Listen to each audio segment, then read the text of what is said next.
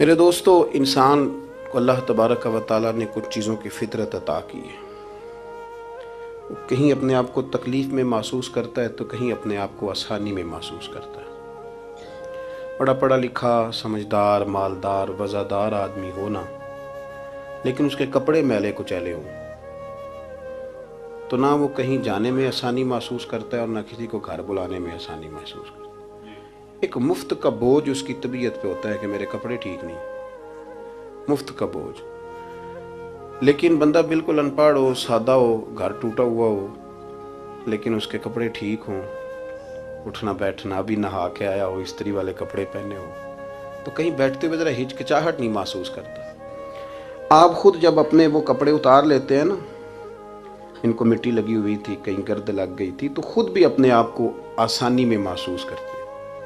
वरना ना वो सारी महफिल में सबसे ज़्यादा तवज्जो इसी बात पे रहती है कि मेरा बटन टूटा हुआ है, और वो जीने ही नहीं देता कि बटन जो टूट गया है। तो बार बार बंदे का ख्याल होता है कि किधर तक न लाया कोई। ये नफसियाती मसला है, इसको समझें। इंसान फितरत के हाथों बाज़-औक़ात मजबूर होता है। जिस तरह इंसान का ज़ाहिरी हुलिया ठीक ना हो तो पूरे सुकून में नहीं होता, इसी तरह अगर बातिन पे कोई बोझ हो ना, ये तकब्बुर वाला बंदा कभी सुकून में नहीं रहता। ये उजब वाला, खुद पसंदी वाला बंदा कभी सुकून में नहीं रहता। बीमारी लग जाती है ना मेरी तरह के कुछ लोगों को। बुजुर्गों की बात नहीं करता कि हमें स्टेज पे होना चाहिए, मैं चौधरी साहब हूँ, मैं मालदार हूँ, मैं इलाके का बड़ा हूँ, मैं दरवेश हूँ, मैं सूफ़ी हूँ। आप यकीन करें कि उनको पीछे बैठ के महफिल सुनने का मज़ा ही नहीं आता। वो सारी महफिल में यही सोच रहे होते हैं कि कभी कोई अगे साध ले ना। ये बीमारी है, ये सुकून नहीं लेने देती। ये एक मसला है। खुद पसंदी, हसद, उजब, किबर, ये मसाइल हैं।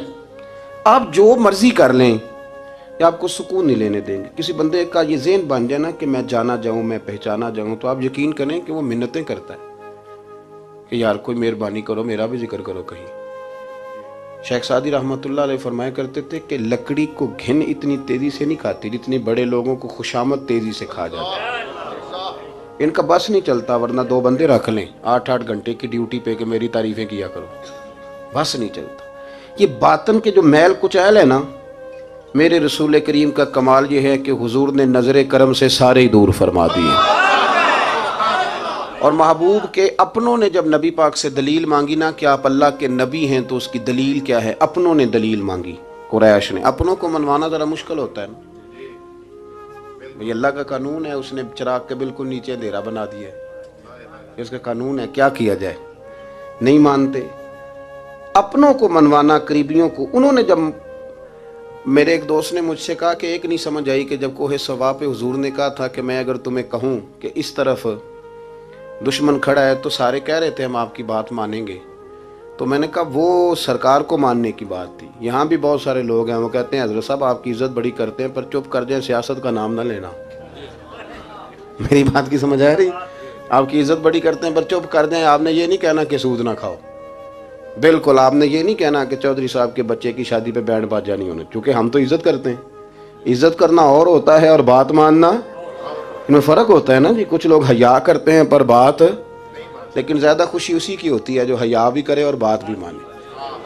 तो अपनों ने जब दलील मांगी ना कि आप अल्लाह के रसूल हैं, तो उसकी दलील क्या है, तो अल्लाह करीम ने फरमाया, महबूब इनसे फरमाइए, फ़क़द लबिस्तु फ़ीकुम उमरम मिन क़ब्लिही, वो बाहर से तो नहीं ना आया, मैंने तुम्हारे दरमियान उम्र का हिस्सा गुजारा है। अफला ताकिलून, क्या तुम्हें अकल नहीं? मेरी तरह का कोई सच्चा है तो दिखाओ, कोई सादिक और अमीन है तो दिखाओ। तुम्हारे बीच नबी करीम का ना उठना बैठना, चलना फिरना, ये इस तरह का था कि कोई चीज़ किसी पर बोझ नहीं बनती थी, बल्कि जो देखता जाता था मदीने वाले का गुलाम बनता जाता था। हम ना, आप यकीन करें कि अगर निकल आए ना, आ जाए सादगी पे, सादी ज़िंदगी बड़ी आसान होती है, बड़ी आसान। ये जो बच्चे 4,500 रुपया लगा के बाल खड़े कराते हैं ना सर पे, ये फिर परेशान भी रहते हैं कि इतने पैसे लगा दिए, देखा किसी ने भी नहीं।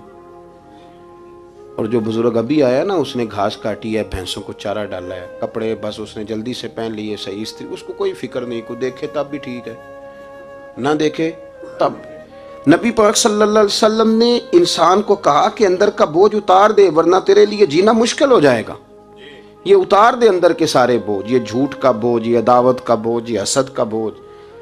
आला हजरत बरेलवी रहमतुल्लाह अलैह मलफूजात शरीफ में फरमाते हैं कि हसद करने वाला सामने वाले बंदे पे एतराज नहीं करता, बल्कि हसद करने वाला अल्लाह की तकसीम पे एतराज करता है। वो कहते हैं उसे को दिया है, मुझे देना चाहिए था। बहस करते हैं लोग, अपने घर बैठ के दलाइल जमा करते हैं। कभी किसी शख्स के बारे में आप जरा कुरान मजीद पढ़ें और मेरे रसूल करीम सल्लल्लाहु अलैहि वसल्लम की अहादीस का मुताला करें। कुरान तो हजरत मूसा की शान भी बयान करता है, हजरत यूसुफ के तज़किरे नहीं बयान करता कुरान। जनाब ईसा रूहुल्लाह की अजमत कुरान बयान नहीं करता। आला हजरत बरेलवी रहमतुल्लाह अलैह के सामने किसी ने शेर पढ़ा कि शान यूसुफ जो दबी तो वो भी इसी दर पे दबी, तो आला हजरत फरमाने लगे तुम्हें गलती लग गई है, मेरे नबी किसी को दबाने नहीं आए। तो बंदे बड़े हजरत होते हैं ना जी, एतराज तो पड़ा है अभी बांटते पे है।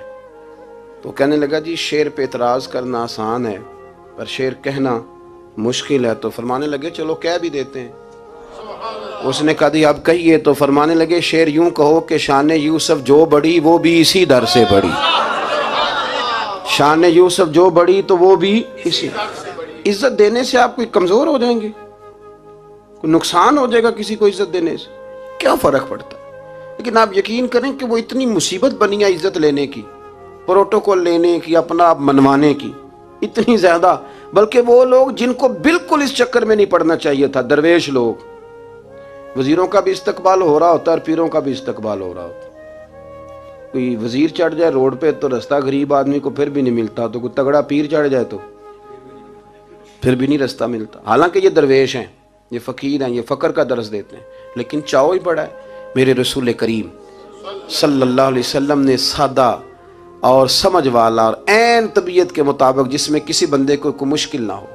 पता है मेरे महबूब का कमाल ये था कि नबी करीम तक रसाई बड़ी आसान थी।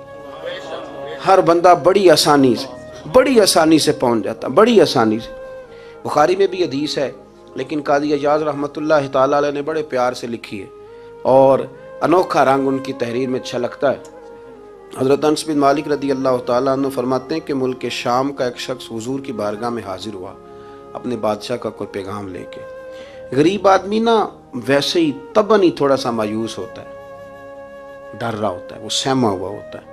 लेकिन हालात के सहमे हुए लोगों को बता दो, हालात बदल जाते हैं, एक जैसे नहीं रहते। लेकिन ये बेचारे सहमे, ये हर जगह डर रहे होते हैं। ये आस्थानों पे भी डर के पीछे बैठे हुए होते हैं, आस्थानों पे भी प्रोटोकॉल मिल रहा होता है जिसकी जेब तगड़ी होती है, तो डरते हैं ये लोग और इन पे प्रेशर बढ़ा दिया जाता है। कुछ ऐसे काम किए जाते हैं जिनसे इनकी दिलों पर बोझ भी रहता है कि नहीं नहीं यहाँ बात कोई नहीं करनी। हजरत अनस बिन मालिक रदी अल्लाह तआला अन्हु फरमाते हैं जब वो आया ना नबी करीम की बारगाह में तो वो कांपने लगा। कोई बात भी नहीं हुई, कोई ऐसा मसला भी नहीं हुआ, लेकिन वो कांपने लगा और थर थर कांपने लगा। तो अल्लाह के रसूल सल्लल्लाहु अलैहि वसल्लम ने उसे फरमाया कि क्यों डरते हो, क्या बात है। कहने लगा मैं मदीने की जो रियासत है उसके सरबराह के पास आया। गरीब आदमी हूँ, डर लगता है कोई ऐसी बात ना हो जाए कि आप नाराज हो जाए। तो उन्होंने तो देखा था ना उन लोगों को कि जो जानवर को मालिक की मर्जी के बगैर छांव में बांध देते थे तो मार पड़ती थी। इतना सियाना हो गया तो मर्जी करेगा, मुझे डर लग रहा है। हजरत अनस बिन मालिक कहते हैं बात कहाँ की थी, चली कहाँ गई। उसने क्या कहा और फिर जवाब में मेरे महबूब ने क्या फरमाया। आप जरा बात का लेवल देखें और हुजूर की गुफ्तगू का स्टेटस देखें। ये वो लोग, ये वो तरबियत है जो लोगों के दिलों और रूहों तक उतरती है। मेरे नबी करीम सल्लल्लाहु ताला अलैहि वसल्लम ने बात सुनी तो हुजूर रो पड़े और इतना रोए कि घुटनों के बल जमीन पर बैठ गए। जनाब अनस बिन मालिक फरमाते हैं हुजूर फरमाने लगे ना भाई तू किसी बादशाह के पास नहीं आया, ना तू किसी हुक्मरान के पास नहीं आया, तू तो उस बेटे के पास आया है जिसकी माँ गोश्त के खुश्क टुकड़े खा के भी रात गुजार लिया करती। मेरी माँ तो गोश्त के खुश्क टुकड़े खा के रात गुजार लेती थी, ना तो किसी। हजरत अनस बिन मालिक कहते हैं उसने बात सुनी तो वो भी रो पड़ा और मैंने सुनी तो मैं भी रो पड़ा। दोस्तों रसूल करीम देखे ना हम लोगों ने किस तरह का लेवल बनाया हुआ है। अभी तक वो जो दौलत का रट्टा है थोड़ा बहुत वो अभी तक चलता है। अभी तक खानदान के अंदर कोई बंदा अमीर हो जाए तो चौधरी भी वही होता है, सियाना भी, मेरा तो ख्याल है पीर भी वही होता है। शर्त यह है कि उसके पास पैसे होने चाहिए, वही शेख होता है, सारा कुछ वही होता है। नबी पाक सल्लल्लाहु अलैहि वसल्लम ने हमें कहा कि ये तुम्हारे अंदर के बोझ हैं, माहा काफी सदरिक।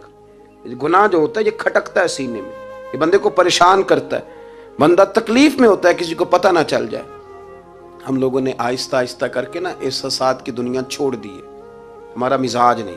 छोटी छोटी बातें होती हैं लेकिन हम तवज्जो नहीं ना करते, तवज्जो नहीं करते। कोई इतना मुश्किल बात नहीं कि रात को बेटा फल लेके आया तो अपनी बीवी के कमरे में चला गया। लोग उसकी मां को और उसके बाप को ये बात आसानी से कह देते हैं कि आप हौसला करें, दफा करें, जो कर रहा है करने दें।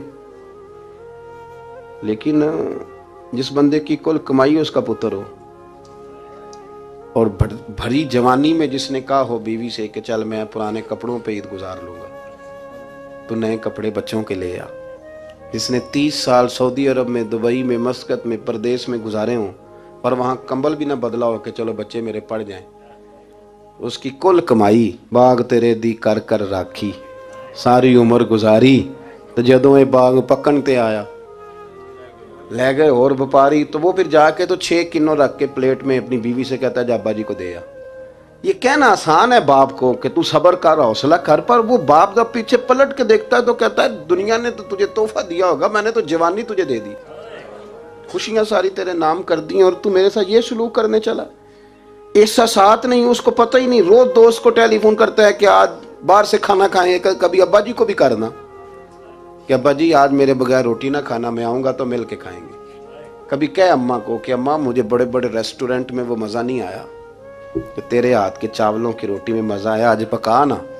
मुझे लगता है अम्मा को राशा भी हो ना, राशा भी हो तो फिर भी वो तेरे लिए मेहनत करेगी, लेकिन एहसास ज़रूरी है ना, वो हम पैदा नहीं करते, वो हमारी तवज्जो नहीं जाती। साहिब तबकात कहते हैं नबी करीम सल्लल्लाहु ताला अलैहि वसल्लम ने ना जब सहाबा कराम आए थे मक्का मुकरमा से मदीना तैयबा, तो आपने सुन रखा है कि अंसारे मदीना ने अपनी जायदादें भी तकसीम करके आधी आधी मुहाजिरीन को दे दी थी। तो उनमें एक हज़रत उम्मे ऐमन भी थी, नबी करीम की रज़ाई वालदा हैं। ये हज़रत अब्दुल्ला रदी अल्लाह ताला अन्हु जो सरकार के वालिद गिरामी, उनकी आज़ाद करदा लौंडी हज़रत सैयदा तैयबा ताहिरा जनाब आमना रदी अल्लाह ताला अन्हा की भी बड़ी खिदमत की इन्होंने। इनको भी एक बाग मिला हुआ था।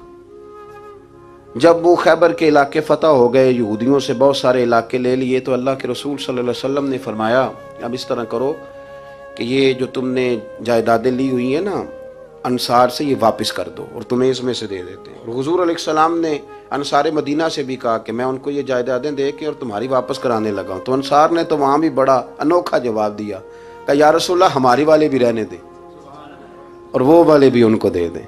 वयुक्सिरूना अला अनफुसिहिम वलौ काना बिहिम खसासा, ये भी उनको उनके पास रहने दे। महबूब ने फरमाया नहीं, मेरा फैसला यही है। हज़रत उम्मे ऐमन रदी अल्लाह ताला अन्हा के हिस्से में एक बाग आया हुआ था, तो महबूब करीम सैयद आलम सल्लल्लाहु अलैहि वसल्लम ने कहा अम्मा जी आपको कोई और बाग दे देते हैं, ये वाला बाग वापस कर दें। सीधी सादी बीबी थी, नाज था कि मैंने हुजूर की खिदमत की है बचपन में, नाज था। कहने लगी मैं तो नहीं वापस करती, ये नाज है, वरना हुजूर को कोई इनकार कर सकता, मैं तो नहीं वापस करती। हज़रत आयशा सिद्दीक़ा रदी अल्लाह ताला अन्हा फरमाने लगी अम्मा जी ये आप क्या कह रही हैं? हुजूर फरमाने लगे आयशा आप खामोश हो जाए, ये बुढ़ापा है, उसके एहसासात हैं, उसके जज्बात हैं। आप यकीन करें कई दफ़ा बूढ़े बेचारे ना दर्द से बात नहीं बताते किसी को, वो कहते हैं क्या करें, कपड़ा उठाएं ताकि पेट नंगा हो जाए, कैसे बात करें। नबी करीम सैयद आलम अलैहिस्सलाम अम्मा जी के करीब गए, कहा अम्मा जी मेरे साथ चलो, एक दफ़ा बाग देख तो लो।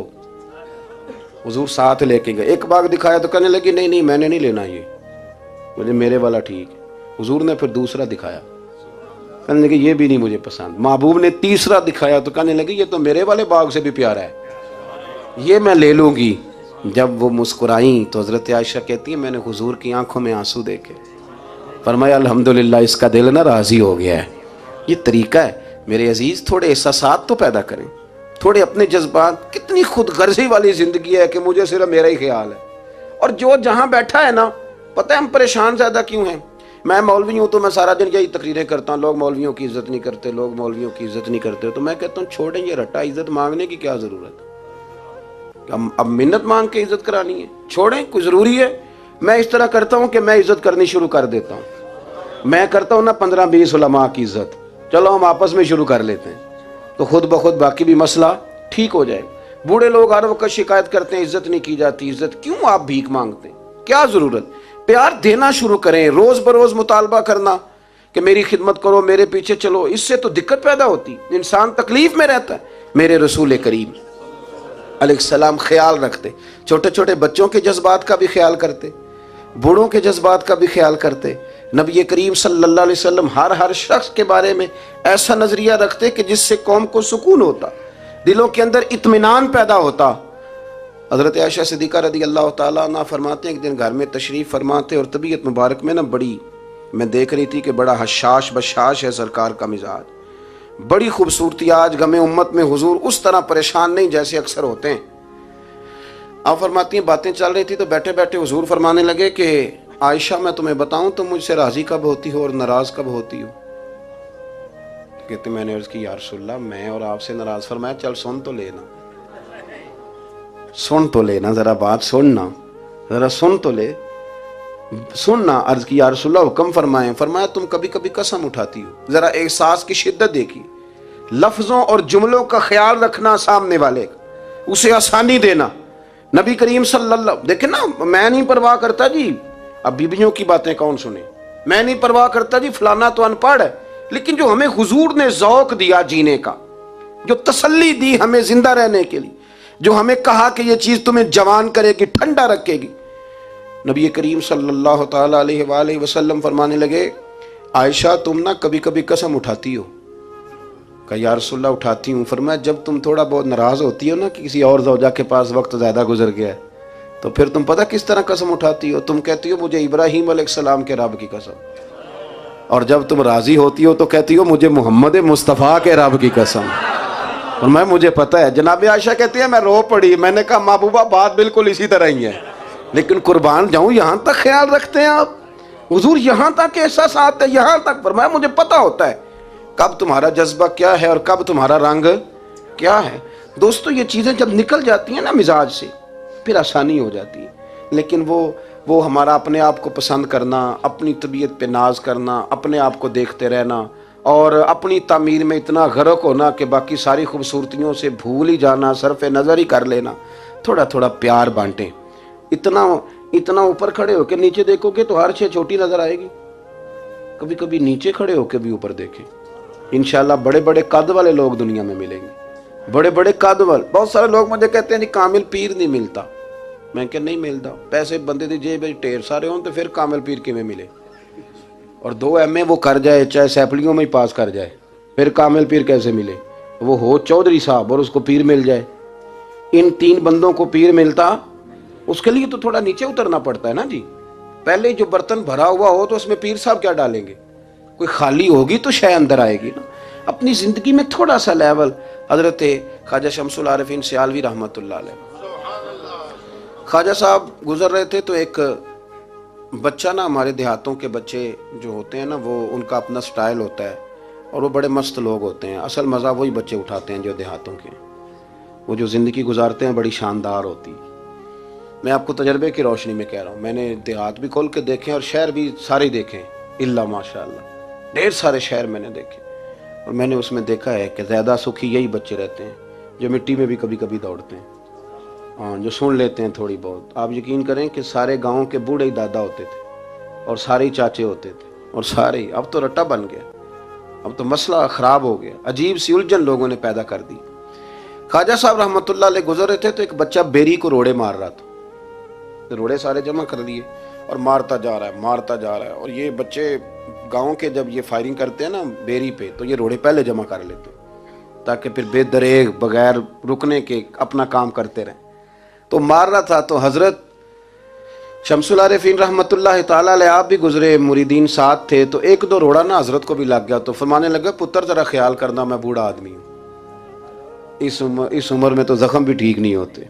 उसने बच्चे ने पलट के देखा तो वो तो जानता था ना कि चाय से केतली ज़्यादा गर्म होती है, मुरीद मारेंगे।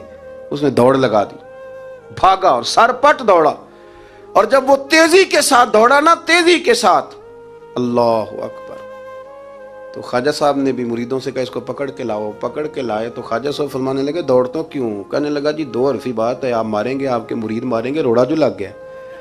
क्या अंदाज है बुजुर्गों का, प्यार बांटने का। ये चीज़ें इंसान को बड़ा मीठा रखती हैं। आप यकीन करें, प्रोटोकॉल से निकल आए आप सौखे हो जाएंगे, आसान जिंदगी। ख्वाजा साहब रहमतुल्लाह तआला अलैह फरमाने लगे वैसे तू कर क्या रहा था? कहने लगा मैं रोड़े मार रहा था बेरी को। तो फरमाया बेरी तुझे जवाब में क्या देती है?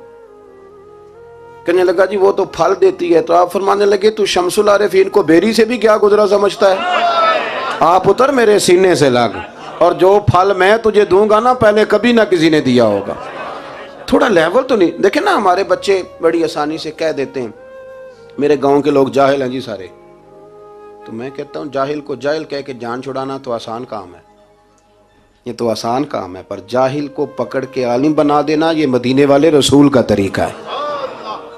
वो जहाज़ में जो लोग ज़्यादा ट्रैवल करते हैं वो इस बात को ज़रा आसानी से समझेंगे कि जो हमारे देहातों से लोग जाते हैं ना उम्रा करने, अक्सर गरीब लोग होते हैं, कई तो बेचारे कमेटियाँ डाल के जाते हैं। तो वो जब चढ़ते हैं ना जहाज़ पे तो बच्चा पढ़ा लिखा बैठा हो तो बाबा जी को नहीं पता होता तो वो सीट नंबर कैसे देखना है, तो बैठ जाते हैं जहाँ जगह मिले, समझते हैं बस ही हैं। तो बच्चे तनकीद कर रहे हैं जी साढ़े पिंड के बंदे नहीं सियाने हो सकते, देखो इन्होंने बस ही समझा हुआ है, और हंसते हैं, फबतियाँ कसते हैं, मजाक उड़ाते हैं। तो मैं कहता हूँ यार तू अगर पढ़ा लिखा होता ना तो तू दरवाजे पे जाके बाबा जी का हाथ थामता, फिर तो सीट नंबर दे के उन्हें बिठाता, हाथों पे सीट बेल्ट बांधता, फिर पानी की बोतल देता और फिर कहता हुजूर बुजुर्गों मैं फलानी जगह बैठा हूँ, मेरी ज़रूरत पड़ी तो दोबारा भी आवाज़ दे लेना। पढ़े ना बुखारी मुस्लिम। हज़रत अनस बिन मालिक रज़ी अल्लाह तआला अन्हु फरमाते नजरानी चादर हुजूर ने ओढ़ी हुई थी और नबी करीम सल्लल्लाहु अलैहि वसल्लम जा रहे हैं, जनाब फारूक आजम भी साथ हैं। तो कहते हैं पीछे से एक शख्स ने ना हुजूर की वो चादर, उसमें सुर्ख धारीदार तारे थी, तो पकड़ के ना उसने चादर हुजूर की खींची, तो वो जो चादर थी वो हुजूर के गले में फिर गई। फरमाते मैं वो तकलीफ महसूस कर रहा था तो वो खींच के ना चादर, तो कहने लगा मैं कुछ मांगने आया हूँ। तो दरवाजा जोर से खटखटाए उसे भीग देते हो, कहते दौड़ जा दरवाजा तोड़ेगा। लेकिन हदीस के लफ्ज़ हैं फल्तफ़त इलैहि फदाहिक।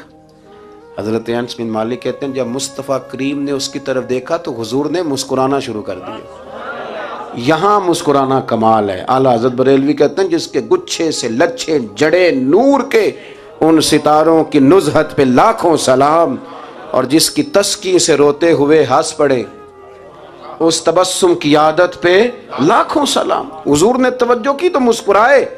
फरमाया क्या लेने आए हो? कहने लगा भिखारी हूँ, कुछ लेने आया हूँ। चादरें खींच के मांग रहा है।